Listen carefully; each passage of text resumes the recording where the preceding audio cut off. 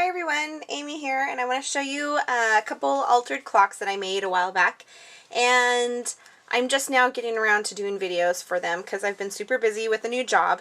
And so I just want to show you this one first. This one's my Steampunk Spells clock, and I use this collection right here by Graphic 45. It's their new Steampunk Spells. It's sort of like a Halloween stack. And I'm not super into Halloween, but there's enough pieces on it that I really just had to have because it has beautiful flowers, and I like the steampunk stuff. So anyway, this was just a clock that I found at my thrift store. I'm always trying to alter things, and you know, I love the Tim Holtz ones that he has come out with, and they're great if you don't have time to go hunting the thrift stores. But I go to my thrift stores every now and then, and if I see something that I know I'll alter, I'll buy it and then just hold on to it until I have time. So I bought this clock and another clock at the same time, and they both cost me the same, even though they were different sizes, and I'll show you that one really quick. So both of them same price, just different sizes, and was able to do different techniques to them. This one I liked that it was silver already, so I left it how it was, and I didn't change it in any way. I just basically tore out all the insides of the clock and then covered up the back with some of that paper. And I believe this piece right here is from their 6x6 stack that has just the little pattern papers with it. So, and then I just distressed the edges with some Tim Holtz vintage photo, and that made the base for my project. And when I made it, I just laid it flat and then built into it like that. So what I did was I just put some paper on the back. It's hard to see, I know the lighting's bad in here, but just layered some flowers in there and some gears. The gears I get in my jewelry section at Joann's. I'm sorry, Michael's. And then here's just some ephemera and another flower that I did. And then down here, some of the gears from the clock, some flowers, and then you can see down in here more gears and flowers. And then right here, some flowers that I fussy cut out, and then a gear that I stuck on it, just to give it a little bit of more 3D.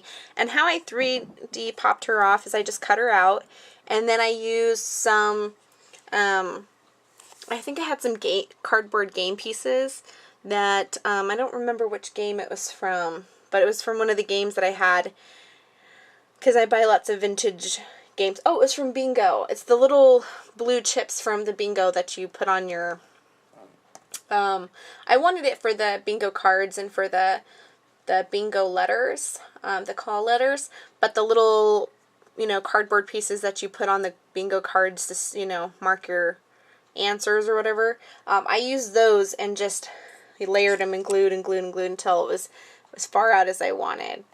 So that's how I did that one. Very simple, not much to it, didn't take very much time, just a nice little way to have a, you know, little, oh, I'm losing words today.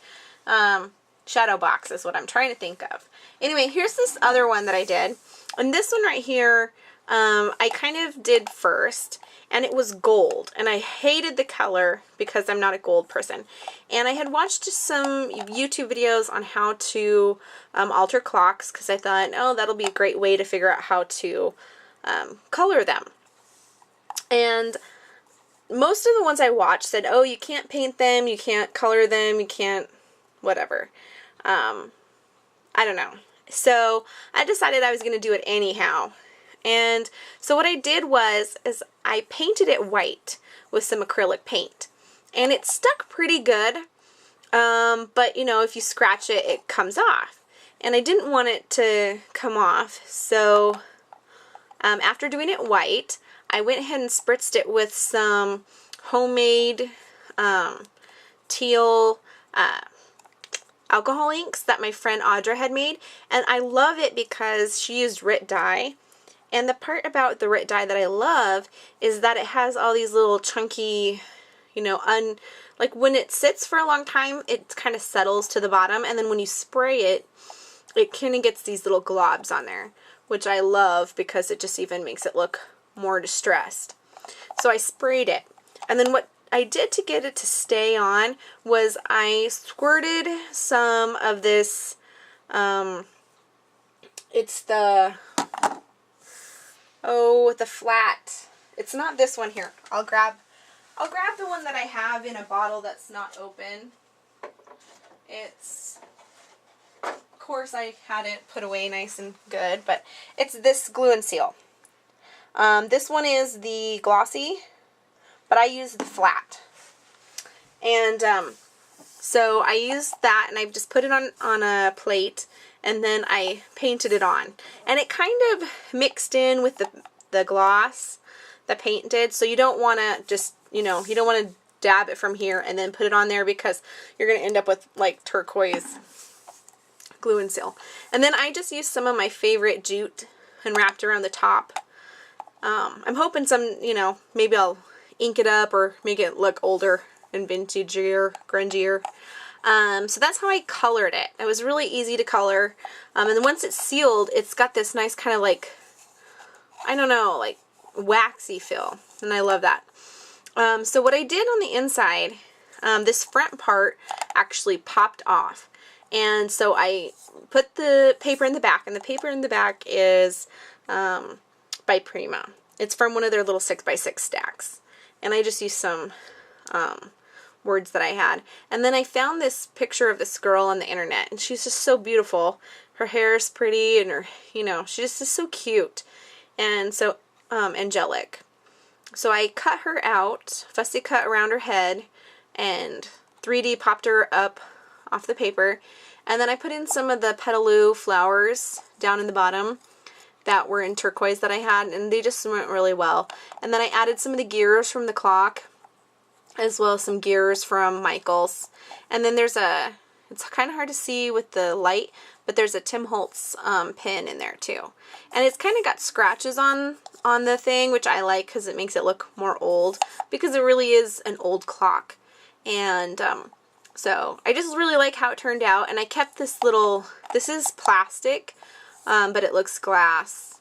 And I just put it on there. And then I glued it shut so you can't open it and shut it anymore. But I just really like how it looks. And it reminds me of some of the older stuff that I saw in antique stores where they've had like little flower arrangements in tiny little glass globes. So anyway, those are two of my altered clocks that I've made, and they're super fun to do.